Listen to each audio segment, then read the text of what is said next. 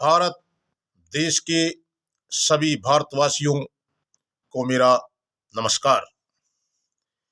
मेरे प्यारे हिंदुस्तान के सभी देशवासियों, जो मैं आपको बताने जा रहा हूं उसको ध्यान से सुनना और इन बातों पर अमल करना हर भारतीय का फर्ज भी बनता है। भगवत गीता के अंदर श्री कृष्ण भगवान ने कुरुक्षेत्र के पास ज्योतिषर में उस वट वृक्ष के नीचे महाभारत युद्ध होने से पहले अर्जुन को जो संदेश दिया था वो ध्यान से सुने।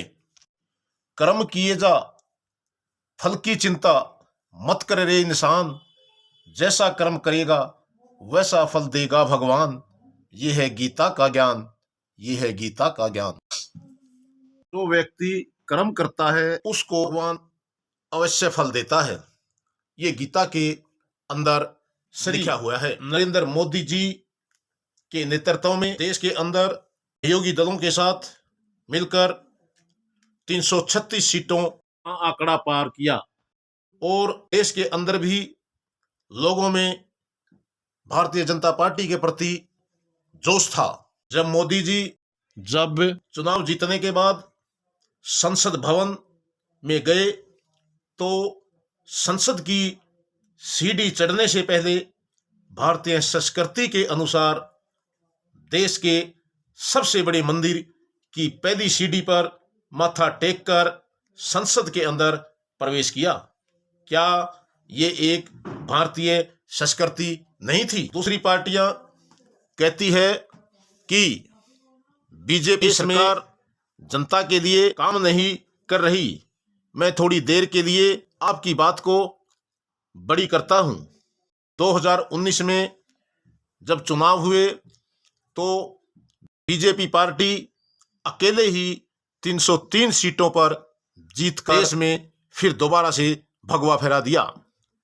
मैं पूछना चाहता हूं उन पार्टियों से जो बीजेपी के खिलाफ जनता में झूठा प्रचार करके लोगों को गलत संदेश देकर सत्ता हथियाना चाहते हैं।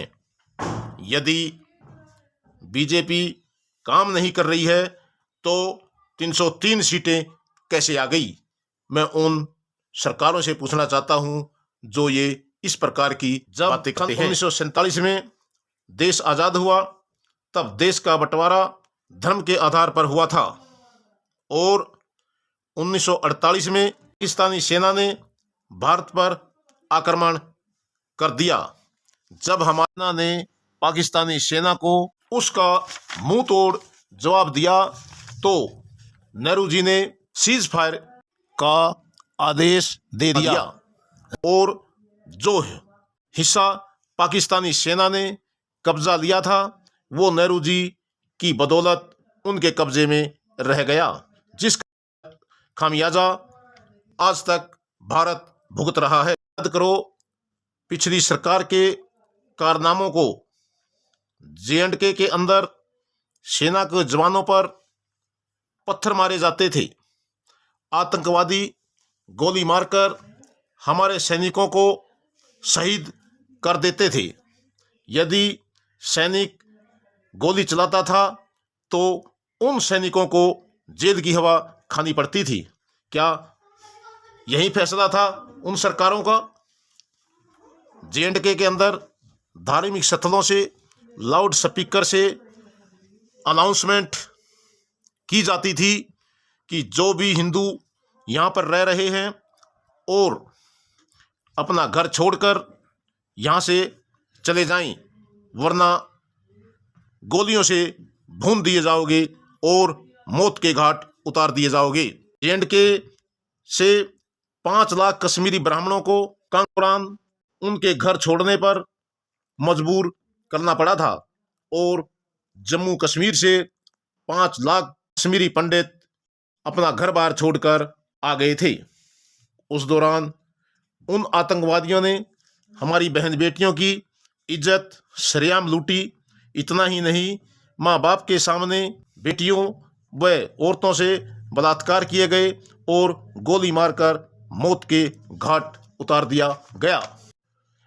पिछली सरकारों ने भारतीय सेना द्वारा आतंकवादियों के ठिकानों पर की गई सर्जिकल स्ट्राइक के भी सबूत मांगे, जिससे सेना का मनोबल गिराने का काम किया।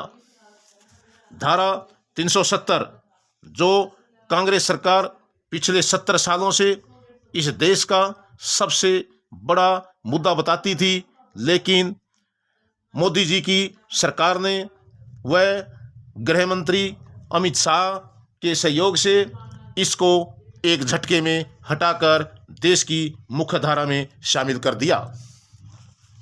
कुछ दिन पहले मोदी सरकार ने फाइटर जहाज राफेल खरीदे। उस पर कांग्रेस सरकार ने उंगली उठाई, लेकिन कहते हैं सांच को आंच नहीं। मान लिया भारत का युद्ध किसी देश से हो जाता है, क्या राफेल व अन्य युद्ध सामग्री क्या केवल हिंदुओं की रक्षा करेगी? नहीं, वो पूरे देश की सुरक्षा करेगी। क्या सेना हिंदुओं की रक्षा करती है? क्या अन्य समुदाय की रक्षा नहीं करती? ये दूसरी सरकारें द्वारा बोली जा रही है, ये गलत है। मोदी जी ने जब से सत्ता संभाली है, कोई भी देश में घोटाला नहीं है। मैं तो उस पार्टी को कहता हूं कि पहले अपने गिरेबान में झांको। घोटालों का खुलासा सन 1948 से मैं बताता हूं, सन 1947 से लेकर 2014 तक देश के अंदर 250 घोटाले हुए हैं, जिनका मोटे मोटे घोटालों का मैं आपके सामने वृत्तांत करता हूं।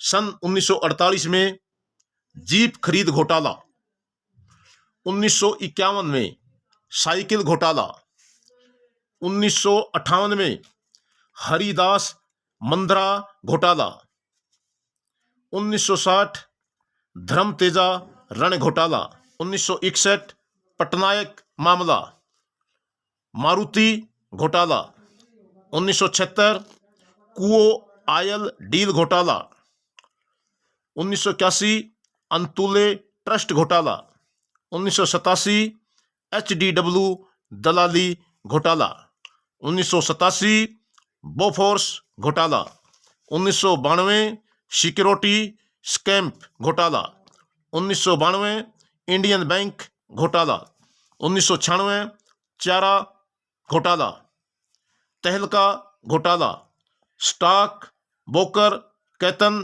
पारिख घोटाला, स्टैम्प पेपर घोटाला, 2008 सत्तम घोटाला, 2009 मनी लॉन्ड्रिंग घोटाला।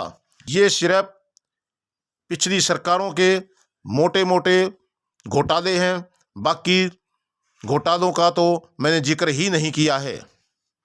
मैं आप सभी भाइयों से ये निवेदन करता हूँ कि आप किसी के बहकावे में ना आए और सोच समझकर आप अपने भविष्य को आगे लेकर चलें।